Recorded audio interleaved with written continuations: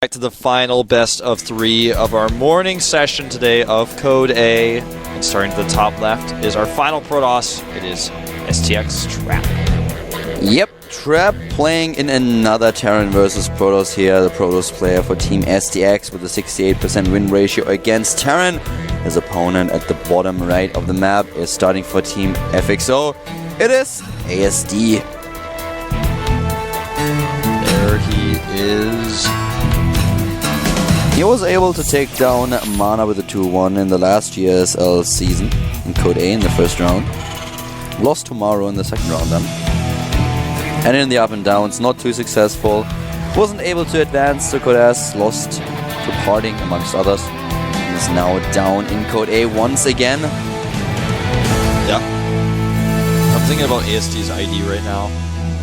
You chose it because I'm sure many of you know this already, but if you didn't, he used to be part of the clan Foyu, which was merged into FXO, and of course the clan still exists, but he made his ID because ASDF, or is the row on the keyboard, and when he joined FX Open, he thought about changing his ID because it didn't really make sense anymore, and we were like, well, if you make your ID ASD FXO, you can be the exception, and we'll allow you to have this one player as FXO at the end, and he was like, nah, I'm just going to be FXO ASD and just keep the ASD, so that's how he ended up with the ID. Really a funny idea at the end of the day. Yeah, definitely is. Looks a little bit weird at first, but you get used to it. Wasn't Nuclear his old ID? Yes. So he was able to take down Keen in Trap was able to take down Keen in the up and downs. He lost to Bian, we saw earlier, he lost to Miho. Also was not so well. He was successful against a couple of players in the MLG versus Pro League Invitational, but in the end, his record here with 68% is pretty decent. It's pretty good. So we'll see if Trap is able to take down ASD. But ASD did it against Mana. He was not really successful in a long meta game, in a macro game. But with the one base timings, he really did a lot of damage to the Polish Protoss player. Especially his ratio of siege tanks and banshees was something that Mana could not really cope with. Yeah, especially on the Hana game, even with Mana going for the elevator tactic to get out of the base. So it's going to be interesting to see if ASD is going for a one base or two base play, and the question has been answered. We have the command center already on the low ground, didn't take gas so far. Yeah. At least on this map we'll see more of a macro game, at least by ASD. Trap has not yet decided what to do. Yeah, he has enough chrono boost where he could put on some pressure off one base, but I think it will be nice micro by ASD. He knows that if the Zealot connects, he's going to lose it because the probe did some damage, so either way the Stalker will kill him now. Yeah, at this point, Trap can make his Nexus if he wants it. He just chrono boosted his Nexus back at home, so he's definitely going to be doing some two-base play here as well. At the bottom left, we still have a Harvester for him, trying to sneak into the natural of ASD to confirm that there's an expansion. And talking about expansions, ASD not only relying on one additional command center, he's building a second one.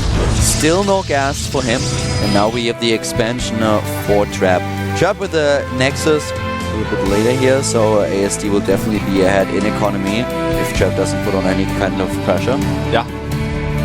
I wonder what ASD's plan is here in this series. You and I actually talked about this in the break, and ASD's not really known for his late game, so I feel like he's going to, and you agreed with me in this as well, test the waters here in game number 1, see if he can actually beat Trap in the late game, and then if so, he'll probably stick with that plan, but otherwise I think he's going to use some of his siege tank pushes. Yeah, I actually think exactly the same thing is going to happen. So if he now plays a straight up game, he will just have a quick look if he's able to overpower Trap, or if Trap is just the better player in the late game, and if that's the case, then ASD might just go for the one base play later on.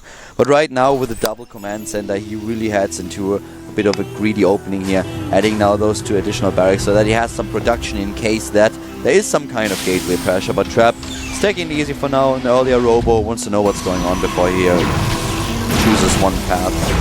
Right. There's the third big bonus as well. Trap, on the other hand, can be very aggressive himself. This is not a very good map for aggression. We saw it can be used when players go for that attack at the natural because there's no secondary ramp, but in general, because the rush distance is so far, it's a little bit tougher to do plays like Blink Stalkers on this map. There's no way to blink in the main either. Actually, I don't think you can. Yeah, I don't think you can actually reach from that third base to the right side, you can reach by that second ramp. Yeah. It's a bit weird on this map for Blink Stalkers. Marines are walking out now to the top left. ASD trying to sneak in here apparently with a small Marine force. And Trap decides to head straight into the Twilight Council. Could use it for Blink on this map. Where we have ASD now really straight up. Even now producing the first 2 engineering base, so he doesn't really want to head straight into some kind of medevac play, but he wants to go for fast upgrades. The Forge being chrono boosted now. He wants to get those upgrades out ASAP. You know, thinking about the Twilight Council, there's a lot of different things he can do with this, but I think he's just going to get Blink to defend against drops. He could start Charge, though, as well first. Yeah, could be. Oh, he's going for a fast Templar Archives, actually. Yeah, really, really fast. This is actually, ironically, how Mana played against Keen on Ohana in the up and down matches. This build reminds me of that. And the charge upgrade that we just mentioned, not heading into Blink. So, Trap really with a build here that can be very powerful in minute game especially. And ASD now with a factory, we talked about the +1/+1 that will give him a bit of a lead in the upgrades. Stim is also nearly completed. He has a lot of time here. He can build a lot of SCVs, he also has those additional command center for the Mule, but the expansion of Trap at the top right has immediately been scouted by the 1 Marine that Trap has in position. Sorry, ASD of course. That was really lucky. Well, actually, no, I want to take a step back and say it's the opposite of that. The probe didn't see the Marine because he positioned it behind the minerals so that the Marine would have vision of the Nexus, but the probe wouldn't have vision of the Marine, so that way there was no way for him to go, oh, there's a Marine here, maybe I want to kill this, so he doesn't know 100% if I'm taking a Nexus. So that was really well played by ASD. And on the other hand, I guess it's somewhat lucky. The reason why I said it was lucky is because Trap didn't check with his SCV, or with the Stalker for an SCV first before making the Nexus, and that was just an oversight by him. The Armory a little bit late for ASD to work with the +2/+2 right away, but he has not been pressured at all by Trap, so he's just going for this macro style that he used so far. He doesn't really know about this fast storm tech though. If he would know what's going on, he would probably just have used robotics a little bit earlier in this game. I feel he didn't really scan what's happening here. Yeah, he's totally in the dark. This pylon here indicates, obviously it can be used for drop defense, but indicates he may want to use some Zealot Warp and Aggression at the third base while he defends his own. And also what you can really see is that with 57 Harvesters, we don't have additional workers being produced at this point. Now he starts again with a triple. Yeah, you just want to make sure he had his foot firmly in the ground before doing that. Because if you make Harvesters while you're not sure you're going to hold a third Nexus, you find yourself in a really awkward spot. And that's not the Ghost Academy. The +1 armor upgrade for Trap is halfway done while ASD starts +2/+2. A bit of a poking here going on, and now Trap moves out with Storm. Yeah, and even this forces ASD's entire army back, and he stopped a depot, and he's killed some Harvesters. But overall, up to this point, a very passive game by both players. Yeah. Taking it a little bit easy here. I don't know about that position for the Zealots. That's like the worst possible place they could be. Yeah, I know. I think it was just a misclick on the minimap. You know, there was actually a really interesting interview about unit paths in StarCraft 2 that Dustin Browder put out, where he talks about the fact that the way units bunch up is oftentimes due to the fact that players click repeatedly on the map and they rally that way. It's very true. I really like reading that interview.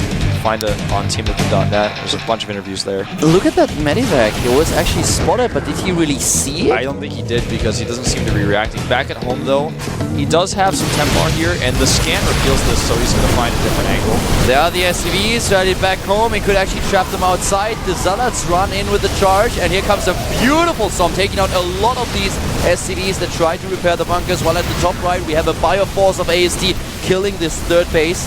Yeah. Third base is going down, and Natural, he's totally shut down. Ghost Academy goes down here, though. Templar are actually just walking up. It's a pretty rare sight to see. Nice storms here. Trap doing a lot of damage with these storms, and ASD is in a bit of trouble. He tries to make this force work at the top right, but the storm is spot on. It was spot on, and so many of those units were weakened earlier on. I think ASD is out of luck here in this game. It certainly looks like he's going to struggle here. He's about to lose his natural expansion. And even though he killed one base of Trap, the Protoss player is in a beautiful position. ASD very exposed. Yep. He's trapped inside of the ramp now. And I see what he did there. trapped in there indeed. And, you know, ASD may find himself going down the next row of the keyboard to the F, and then, of course, finally to the G key and pressing it twice, because I just don't see any way for him to recover at this point. His buildings are floating. He's on one base, you know, he just doesn't have the income anymore, and we have the third base rebuilt by Trap. He has such a strong army now. With the 140 supply against 90, he has a 50 supply lead. That advanced air landing is just not going to happen. No, and it's dead already. There are a few force fields. This is the end of ASD in game number 1. Traps again in the main. I don't even know why he's doing that. I guess he's just like showing his ID off or something. Because if the units came out, he'd love to just kill them. 75 supply against 140 and 3 bases against 2. The SCVs being pulled. There's no High Templar. That would be the luckiest High Templar ever. If you could storm this ramp now, it would feel like Christmas. Yes. He is pushed back. Just picture Storm there. He's like, let me just isolate this SCV and kill him. GG. GG, and game 1 ends in favor of Trap, doing a good job here against his opponent, taking an early lead in the best of 3 with a 1-0. Yep. And, you know, if Trap wins, he is going to be the first Protoss player who wins the series today. Yeah. So far, Noblesse, Bomber, and Björn advanced. All 3 Protoss players fell short. This is true.